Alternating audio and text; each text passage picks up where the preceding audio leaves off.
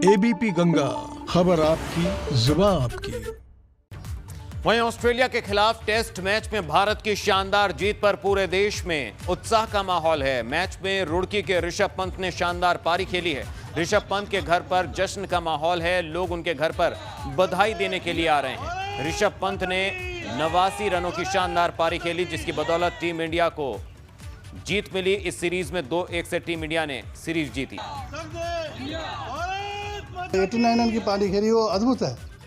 मुझे तो ऐसा लगा कि एक चमत्कार से ज़्यादा और क्या हो सकता है कि उसकी अपनी कला और उसने खेल के बल पर उसने नॉट आउट रह करके जो इंडिया को जिताया और ऑस्ट्रेलिया की ज़मीन पर उसको धूल चटा दी है। और एक समय ऐसा लग रहा था कि शायद ही हमें टेस्ट में।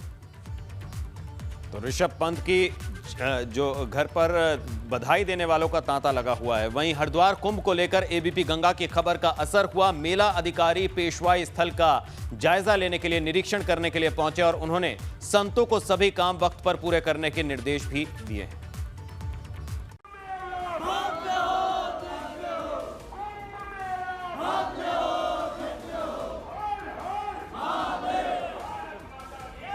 ये तस्वीर कुछ रोज पहले की है, जब जूना अखाड़ा के संत मेला भवन पर अपना आक्रोश जाहिर करने पहुंचे थे। अंदर धरातल पर कोई कार्य नहीं प्रारंभ होगा। अब बताइए, नाराजगी इस बात को लेकर थी कि कुंभ के काम अधूरे पड़े। कुंभ मेला मजाक नहीं होता है, पूरे विश्व की धरोहर है और विश्व की धरोहर को इस तरह ठुकरा देना। एबीपी गंगा कुंभ से जुड़ी खबरें प्रमुखता से दिखा रहा है, इसीलिए हमने इस खबर को भी प्रमुखता से दिखाया था। एबीपी गंगा पर खबर दिखाए जाने के बाद मेला अधिकारी हरकत में आए और उस स्थान का निरीक्षण किया जहां से जूना अखाड़ा की पेशवाई निकलनी है।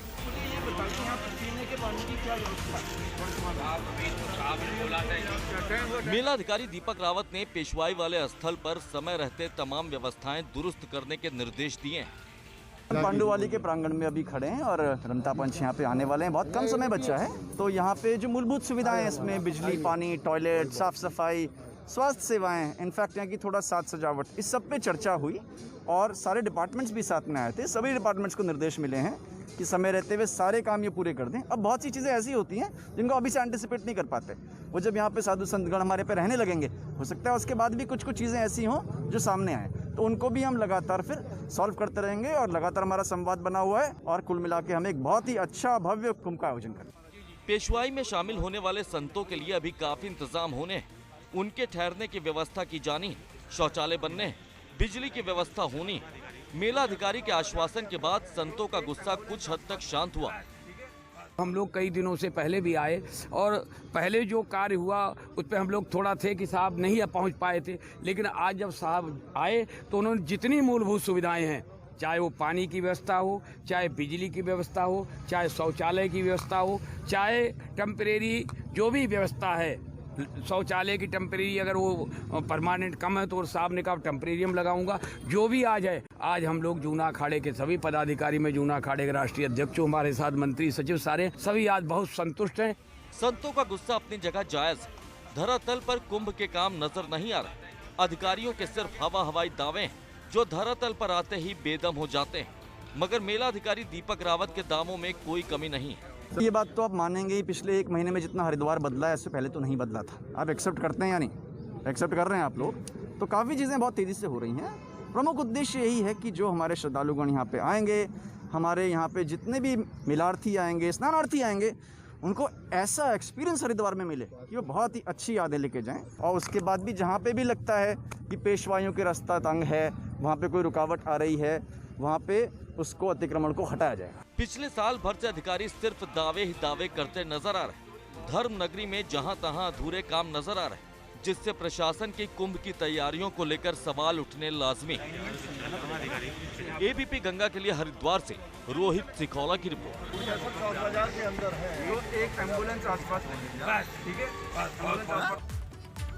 तो हरिद्वार कुंभ को लेकर अधिकारी लगातार दावे कर रहे हैं कि कुंभ के तमाम काम सही रफ्तार से चल रहे हैं, मगर एबीपी गंगा ने जब शहर में जाकर रियलिटी चेक किया तो माजरा कुछ और ही निकला।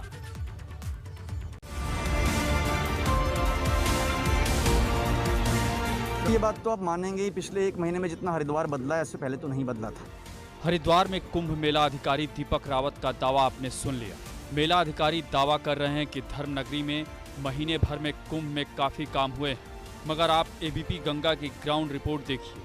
शहर में जहां तहां अभी भी कुंभ के काम जारी है। कहीं सड़कें बन रही हैं तो कहीं मिट्टी की खुदाई हो रही है, कहीं पर आधा अधूरा काम करके छोड़ दिया गया है।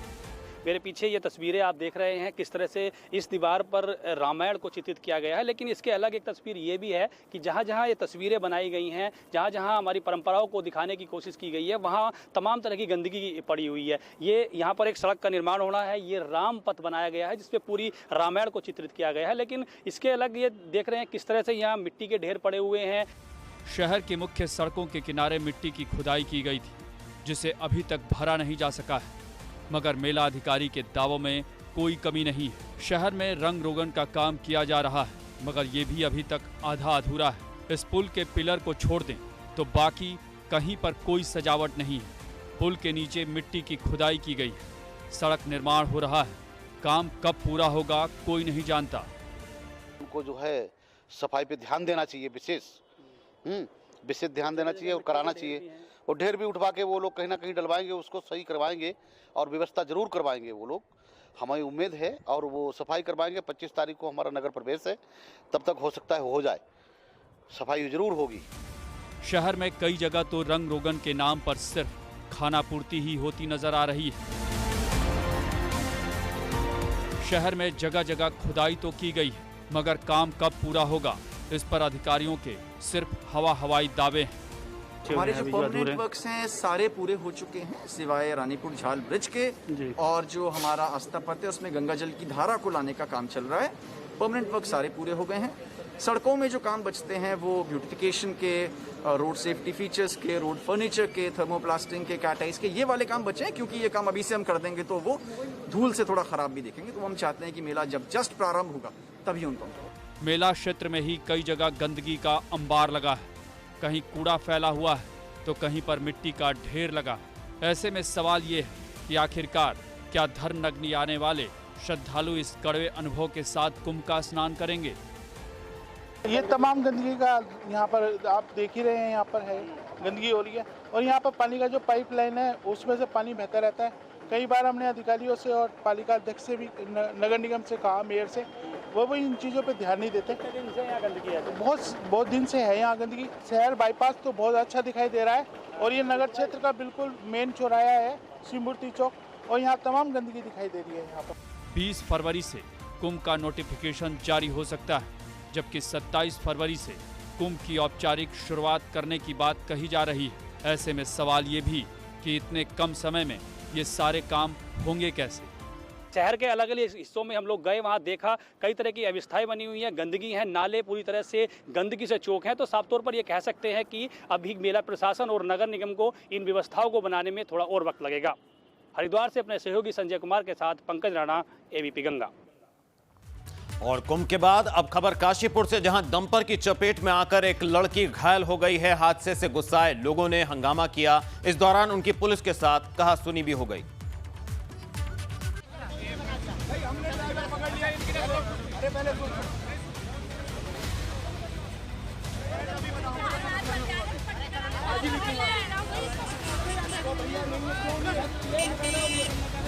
काशीपुर में पुलिस और लोगों के बीच कहासुनी हो रही है। पुलिस लोगों को समझाने की कोशिश कर रही है, मगर लोग मान नहीं रहे। गाड़ी में बैठा, नेतागिरी मत कर, समझ गया ना? 2 घंटे तो क्या कह रहा? लोगों ने रोड पर जाम लगा दिया है और पुलिस के समझाने पर भी वो शांत नहीं हो रहे हैं। सुनने को तैयार नहीं है। आप बताइए, 2 घंटे नहीं मान रहा, उसका एक्सीडेंट हुआ। दरअसल तेज रफ्तार से आ रहे एक डंपर ने एक लड़की को टक्कर मार दी। लड़की अपने रिश्तेदार के साथ बाइक पर आ रही थी।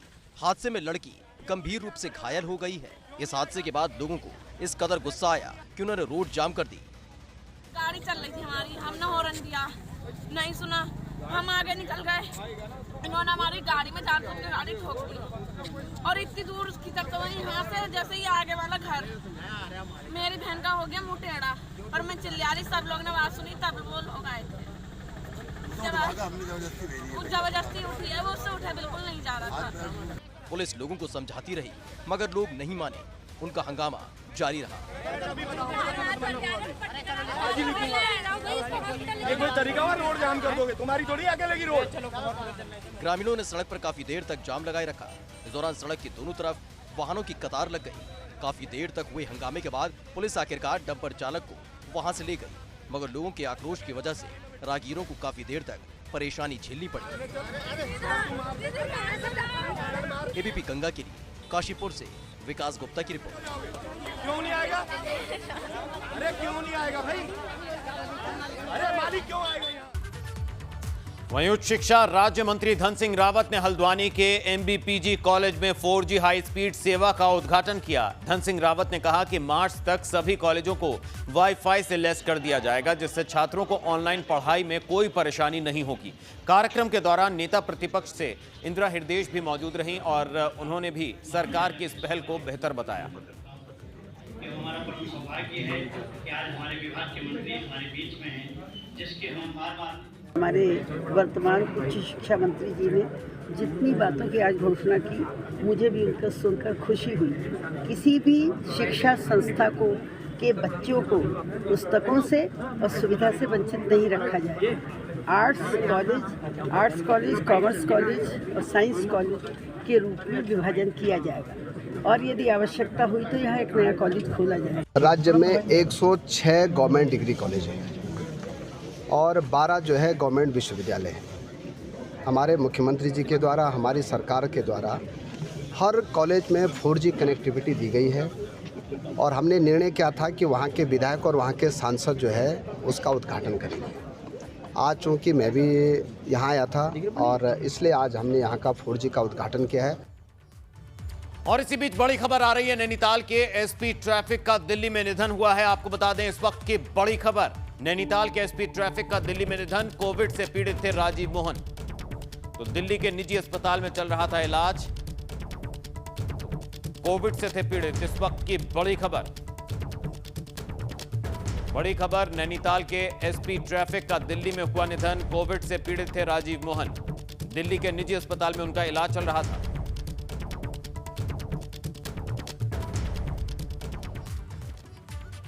वहीं धारचूला में आईटीबीपी का वाहन हादसे का शिकार हो गया। आईटीबीपी का वाहन 3 तौला के पास हादसे का शिकार हुआ है। हादसे में आईटीबीपी वाहन चालक और एसएसबी का जवान घायल हो गए।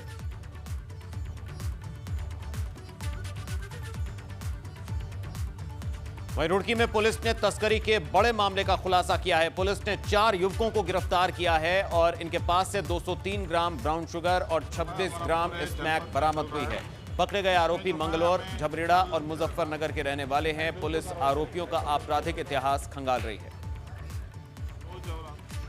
वहीं उत्तरकाशी के मालती कस्बे में ग्रामीण और जिला प्रशासन आमने सामने आ गए। मालती कस्बे के ग्रामीणों और जिला प्रशासन के खिलाफ उन्होंने हंगामा किया। दरअसल गंगोत्री नेशनल हाईवे पर ऑल वेदर के तहत रोड का काम चल रहा है और बीआरओ ने पेंटिंग के साथ नालियों का निर्माण काम कर दिया और ग्रामीणों ने अपने खेतों और भवन की सुरक्षा के लिए खुद दीवार बनवाई, मगर बीआरओ ने जेसीबी मशीन से दीवार को तोड़वाना शुरू कर दिया, जिससे ग्रामीण भड़क उठे।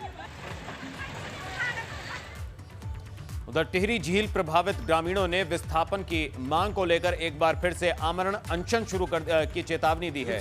ग्रामीणों का कहना है कि 22 जनवरी को केंद्रीय ऊर्जा मंत्री की बैठक में टिहरी झील प्रभावित 17 गांव के 486 परिवारों के विस्थापन के संबंध में अगर कोई निर्णय नहीं लिया जाएगा तो ग्रामीण पुनर्वास कार्यालय नई टिहरी में आमरण अनशन करेंगे। ग्रामीणों ने कहा, टिहरी झील के पानी के उतार चढ़ाव के कारण झील से सटे गाँव में भूस्खलन और भू धसाव हो रहा है, जिसके कारण ग्रामीण लंबे समय से विस्थापन की मांग कर रहे हैं, लेकिन हर बार उन्हें सिर्फ झूठे आश्वासन दिए जाते हैं। उधर रानीखेत के राजकीय अस्पताल में कोरोना वैक्सीन लगाई गई। इस दौरान संयुक्त मजिस्ट्रेट ने वैक्सीनेशन रूम का निरीक्षण किया। वैक्सीनेशन के दौरान स्वास्थ्य कर्मचारियों को टीका लगाया गया। पहला टीका हड्डी रोग विशेषज्ञ डीएस नेगी को लगाया गया। डॉक्टर नेगी ने कहा कि हर किसी को वैक्सीन लगवानी चाहिए, जिसमें घबराने की जरूरत नहीं है। वहीं विधायक करण माहरा ने कहा कि जिन लोगों ने वैक्सीन बनवाई है उन लोगों ने देश की सेवा की है और अच्छा होता कि ये वैक्सीन पहले नेता ही लगवाते। उधर राम मंदिर निर्माण को लेकर धारचूला में भी शोभा यात्रा निकाली गई। अयोध्या में राम मंदिर निर्माण के लिए निधि समर्पण अभियान के तहत धारचूला कालिका बलुआ कोट जौलजीबी तक शोभा यात्रा निकाली गई, जिसमें लोगों से राम मंदिर निर्माण के लिए सहयोग राशि देने के लिए कहा गया।